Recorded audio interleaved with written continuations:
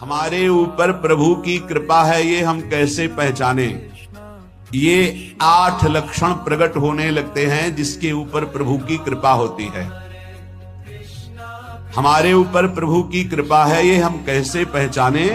तो ये 8 लक्षण प्रकट होने लगते हैं जिस पर हरिजू की प्रियाजू की कृपा है। पहला, घोर अपराध करने वाले के प्रति भी दया की भावना, शांति पहला लक्षण है। भाव में भी पहले शांत भाव है। हमारे ऊपर श्री हरिजू की कृपा है, इसकी पहचान ये 8 लक्षण। पहला, शांति, अर्थात घोर अपराधी के प्रति भी गुस्सा ना क्षमा करना, ये हरि की कृपा का लक्षण है। देख लो भाई, घोर अपराधी शब्द तो जाने दो, जरा सा प्रतिकूल हो जाए तो लाख समझाओ पर भ्रकुटी तनी रहती है। भला ऐसा है? अपराधी पर भी क्षमा का भाव होना, ये हरि कृपा पात्र में ही होगा, अन्य में नहीं। तो अगर अपने हृदय में ऐसा लगे कि ऐसा नहीं है तो हरिजू से प्रार्थना करनी चाहिए कि कृपा करो, मेरे में सामर्थ्य आवे।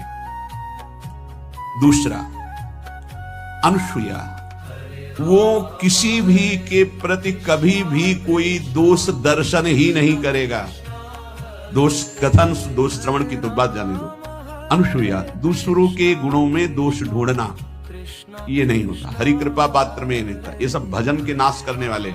जैसे पहला अपराधी पर क्रोध कर देना, तो माया ने भेजा इसीलिए था कि तुम्हारे साथ व्यवहार ऐसा करे कि तुम क्रोध करो। क्रोध करोगे तुम्हारी ऊर्जा शक्ति नष्ट हो जाएगी, अध्यात्म में जो चलने की थी। और कहीं तुमने संकल्प कर लिया तो भजन शक्ति नष्ट हो जाएगी। तो अगर भजन बल है तो गया, जरूर उसको दंड मिलेगा, पक्का मिलेगा, 100% मिलेगा, लेकिन आप खाली हो गए।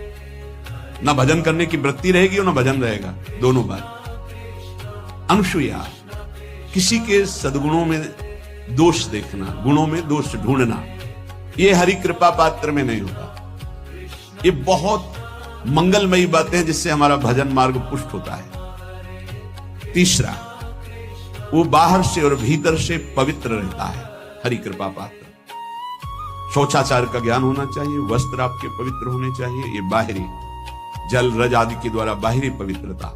और निष्कपटता, निश्चलता, सत्य भाव, ये अंदर की पवित्रता है। अगर कपट है, छल है, असत्य है तो हृदय मलिन रहता है। भीतर और बाहर से पवित्र रहना, इसमें खास बात क्या है? भीतर और बाहर से पवित्र रहने में, भीतर और बाहर से सदैव पवित्र कौन रह सकता है?